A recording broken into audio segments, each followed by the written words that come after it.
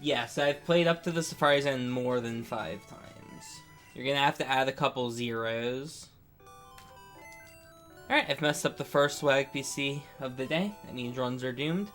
I always go for swag PC on the first one. I estimate I've made it to the Safari Zone in this category more than 500 times. That's my guess. Probably between 500 and 1,000. I don't know why I even considered that for a second. Didn't you used to do 4 runs at once to get good Squirtle? Yes, I did. That's banned now. For good reason. Why limit it to 4? Yes, you're banned from playing multiple games on one controller at once now. Alright, we're done. I got it. Now the run is blessed. I have this category routed to the point where it doesn't force you to have good Squirtle stats, because you just reset at Weedle based off how good your Squirtle is. So you force early Squirtle, or you force early Weedle on bad Squirtles, and if you get a good Weedle... Oh, there's the new sub alert. That's also way too big. Thank you, Cross. If you have a perfect Squirtle, you can catch Weedle at like 14 minutes. You'll be like 3 minutes behind it Brock, but you'll save 3 minutes through the rest of the game. Whereas if you have a bad Weedle, or if you have a bad Squirtle, you need to take like a Weedle that's 2 minutes faster, because then you're gonna lose those 2 minutes in the mid game. So you just figure out what kind of Squirtle you have, and then you force your Weedle time. And obviously, like, there's situations where you have a perfect Squirtle and you get the fast Weedle, and you just save time. Which I think is what my PB had. But my PB had a kind of not perfect Mount Moon. How have I found the new games? They're pretty fun. The glitch drought was really fun to work on. It was a cool, like, community effort. We had a bunch of, like, really big, like, Discord calls and stuff with a bunch of people jumping in. I had 3 out of 5 digits for the lottery. It was kind of close. 2 digits off. Yeah, I don't know what the maximum amount of controllers that you could reasonably do. Because you could use the Wave Bird. Is that a Wave Bird? I thought it was official, and I thought Wave Birds were third party. Oh, hell yeah, it is. Okay. Because, like, what you could do to play, like, multi-game on console is, like, this controller here. You see the, like, little wireless piece? You could get, like, 10 of the wireless pieces, right? And get 10 TVs and 10 GameCubes and 10 copies of Pokemon Blue, and just, like, play one controller on all of those games. Like, you could do that. I don't know how many you can do at once, but probably quite a few, right? So that's what you could do to play, like, wirelessly with a billion games. And no, I'm resetting for Squirtle stats, Mojo. I just always look at the ID. I've never hit the 420-69. I'm waiting for it. Or the 69 or the 420. I've had 421. I've had 420-64. I've had 70 and 68. I've just never had any of the cool IDs. Stringflow has them in Nip to get certain IDs. Never watched a live speedrun of this. It's a lot more boring than you think live. At least initially. It can get kind of hype like later on, but... You're in time for the slog, where I have to get a good Squirtle, which takes forever sometimes. Probably only been live for like 15 minutes, so can't complain yet. It's about 25%. I think it's 20 to 25%, somewhere in that range. It's not usually too bad. Oh, no. My run did that before the rule change, so it's still allowed. We don't ban past runs that often. Like, hardware stuff, usually we don't disallow. But if there's, like, a rule change within the game, then we disallow it. So it was a hardware change, not allowing the multiple screens. But if like, we change... Like, let's say we start not allowing Pokédoll skip, then we would make we'd make a new leaderboard. If we, like, made a big rule change that, like, affects the run. But if it's hardware, it doesn't usually affect the speed of the run. It just affects, like, how the consoles play it or whatever. I may have been the frame late hitting the A button there. This might be a Squirtle with good stats and nicknamed Squirtle, which would not be optimal. Well. There's my first 10 speed. Yeah, the 9 screens, 1 controller thing, that was on emulator, and that wasn't for 124. That was for other stuff. That was for shitty races with Chris where we were memeing. That was like the Crystal 9-game, 1-controller, catch 10 shinies. Only banned if they know this. That is not great advice, Dave. Yeah, just be really good at editing, and you can have any record. Dude, I'm getting so many 911s. It's so rare. It's 1 in 8. I've had like 5 out of 6 have been 911. I had a day where I got back-to-back-to-back 11 911s. And those are 1 in 32. Yeah, assuming you even see past the starter today. Never know.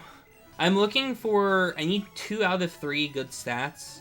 I need either 11 attack, 11 special, or 10 speed. And I need 2 out of 3.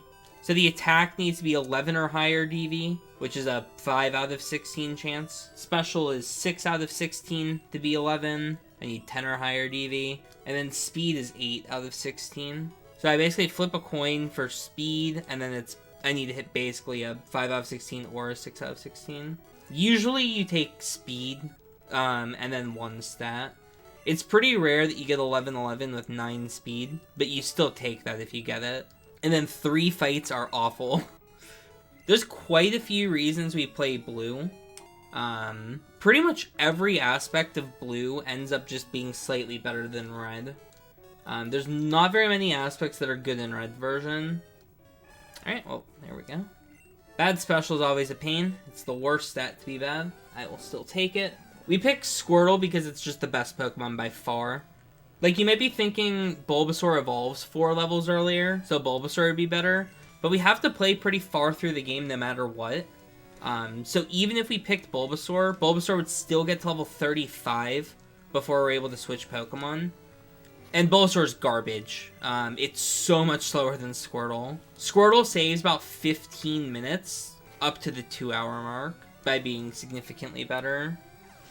The main problem for Bulbasaur is it doesn't get any good moves until level 13. Its only real coverage move until you get through the SSN, you would have Tackle Vine Whip, which is garbage, compared to Squirtle that gets Mega Punch, Bubble Beam, Water Gun, which is like way better coverage. And also, Bulbasaur gets to deal with a 4x weakness because in Gen 1, Poison is hit super effective by Bug. So every time you run up against a Zubat, they do over half with Leech Life. So Bulbasaur just gets 2 hit by the Bulbasaur and by the Zubat and Mount Moon. It's horrendous. It's like one of the hardest fights in the game. It's just like a random Zubat and Mount Moon. But yeah, the reason why we picked blue version is, first off, Porygon is way cheaper. It's 6,500 coins instead of 9,999. So Porygon's way easier to buy. We're also going to buy Dratini from the Game Corner. There's 2 ways to get Dratini. You have to get it from the Game Corner, or you have to catch it in Safari Zone. It's pretty garbage to catch in Safari Zone, and it comes at level 15. And we want to switch to Dratini being our main Pokemon for the run. The reason for that is it's the Pokemon that needs to get the most experience out of everything. So we want to like rush getting Dratini as fast as we can. And it's kind of awkward to use the level 15 from Safari Zone. So it makes more sense to buy Dratini. And we can usually make the money route work on blue version, buy Dratini and buy Porygon. And it's roughly the same cost as just buying Porygon in red. We have to get more money in blue, but we get way more out of it. We get to skip the entirety of catching Dratini. And we get a bonus 9 levels on it, which lets us get Dragonair right away. So that's the reason why blue is like significantly better. There's a lot of smaller niceties of blue version as well. For example, we have to catch Pinsir, not Scyther. Scyther is a faster Pokemon than Pinsir, which means in the Safari Zone it runs more often. Because Pokemon running in Safari Zone is based off of their current speed stat. So it's a lot easier to catch a Pinsir in Safari than Scyther, because every time you see it, it won't run as often, and they're the same catch rate. Red version has to catch Electabuzz in Power Plant, which is a 5%, and it's really annoying to catch because it has, like, paralyzing moves. Whereas blue version needs to catch Magmar in Mansion. Nice level 5 Pidgey, by the way, it's a 1%. We have to catch Magmar in Mansion, which is a 10%, and it is a little bit easier to catch because it only has Ember, And by that point, we have an Omenite with us that 4x resists Ember, and it's the only attacking move Magmar has. So that catches a lot easier. But yeah, if you look at like the version exclusive list, it ends up just working out a little bit better for blue. And like, there's like some super little things, like Abra's less expensive. I like the color palette more. Blue version's easier to look at than red. It doesn't hurt my eyes as much staring at blue as it does red, because the red's just like a lot brighter. And no, we don't catch Mew in this run. You can look at the little chart on the left. If you don't see the Pokemon, we don't catch it. So all the version exclusives, all the choices, and then Mew are the Pokemon we don't get. Oh, and the trait evolutions. So I say like choices, I can only get Squirtle line. I can't get Bulbasaur or Charmander, because I made the choice to get Squirtle. There's a couple like choices that you might not think about, like the fossil. Whichever Eevee you pick, you can only get one because there's no breeding. So if you pick Jolteon, you can't get Flareon, you can't get Vaporeon. So that's like one of the quote-unquote choices. Yeah, if you're wondering why Dratini is like usable, it's because of Horndrill. It actually comes with agility, and after an agility, you outspeed every single Pokemon for the run. I swear to God, if I get max roll crit, I just straight die. Thank you for finally hitting. That was a terrible Weedle. Please show me 14 special. Yikes. This is a terrible Squirtle. You don't want Red Bar there, Dave. Because if you get Red Bar, you won't be able to heal the Fool. And it's not even that much faster. Right, I'm going to need a quick Weedle here. Crit would be really nice. Okay, I'm going to go for it. Good. The reason why the crit was nice is this lines up with Weedle D-Sum as long as I mashed properly. Still worth looking late. Variants. Okay, I'm gonna get trolled, it looks like. No encounters. I'm gonna get my encounter now. It's been 4 cycles. That's amazing odds. Come on. Wow. That's kind of ridiculous. That was like frames from Pikachu. Very trolled by Forest. Probably late. Oh, it is the 6 again. That was close. It's probably Kakuna. Man. I think I was like 5 frames late. I should have stopped looking, but like with variants, it was still worth it. That's close. Don't be Pikachu. Level 4 Caterpie. Barely not Pikachu then. Last chance.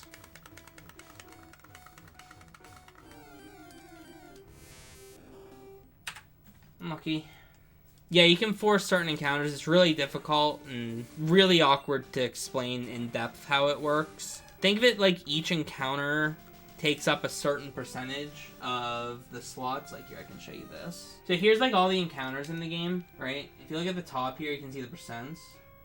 The way that the D-Sum works, we call it D-Sum manipulation because you're manipulating the sum of 2 values to get the Pokemon you want. It's really complicated, but yeah, it's a 6.3 second cycle. Each Pokemon takes up a percentage of it, and then based off of that, you need to know, like, okay, I'm on this current value, here's what I need to do to make that value into the value I want. So for example, if I get like slot 1, and I know I'm on value 51, I wait 4 seconds after I run, and then after the 4 seconds I look, and that would put me about here in the cycle, like at the end. It's extremely complicated. It doesn't make a whole lot of sense, but if you understand it, then like you know what you're doing to manipulate the encounters, but it's very difficult, and it's not used in very many categories, and not a lot of people like know how to do it. It matters a lot more for like Safari Zone, for example, because first things first, if you are just randomly looking in the Safari Zone, Tauros is going to be closer to a 1% chance to appear instead of the expected 4%. And that's because you cycle back a lot into what you're looking like currently at. Because like if you get a Nidoran female and you look right away, you will probably get a Nidoran female again. And then if you look right away at a Nidoran female, you're probably going to get a Nidoran female. And you're just going to keep cycling those because you're not waiting for the D-Sum to like take you to what you need. But if you're using D-Sum, you know like wait past Nidoran female to go for the Tauros and stuff like that. It's like really weird. But like when you know what you're doing, you can make encounters more common. I think my PB video if I'm not mistaken, gets the big 3 trolls at Safari Zone at 12% rate instead of the expected 4%. So I made them 3 times more common than they should be. And if you get 3 times the opportunity to throw balls at the big 3, then you're gonna save half an hour compared to somebody who isn't. Dude, another 9/11. We're just chilling. I don't have to run my brain at like 500 APM and just constantly thinking about numbers for the whole moon. Right now it's just pick up the candy. It's pick up the rope. Look up. It's all caps for some reason. Should you swag Bill? I suck at this. I haven't even swagged once yet this run. I'm so sorry, guys. Please don't leave the stream. Can you swag talk to trainers? Interestingly enough, you can, but what happens is they turn to look at you, but they don't fight you. So you can swag trainers. I came up with a lot of the swags in the run, but I don't know who came up with Swag Bill. Swag Bill is high tier. And I can't believe I never thought to, like, test it. Because I found Swag Boulder, Swag PC, Swag Ether, and Swag Questions. Those were my finds. This is a range that's favored, beautiful, critter flinch, or high roll. Oh, that's a roll.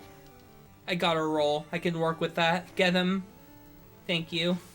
You know what's really funny, though? When I found Swag Boulder, I didn't think it lost time. So I would, like, push Swag Boulder on people. I was like, no, it's sick and it doesn't lose any time. And I think Exarion was the one that was like, Shen, it loses, like, frames every time you do it. It's like, I should listen to Exarion. It may have been Montebank that told me. It was one of the smart people. But I was trying so hard to, like, push it on people. Yeah, it's 2 frames per boulder. And it loses a repel step.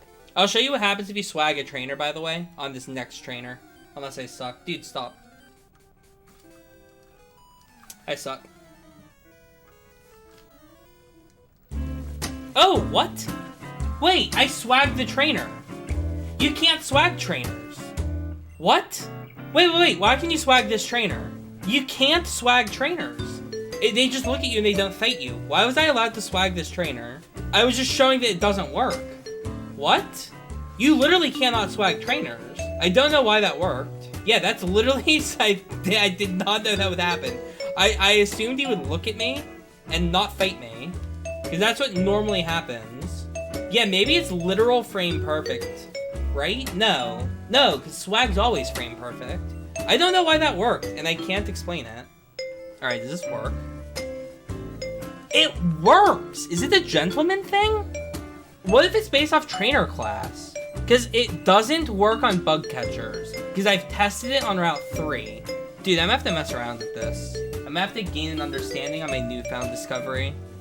I want to know what trainers can be swagged and which can't.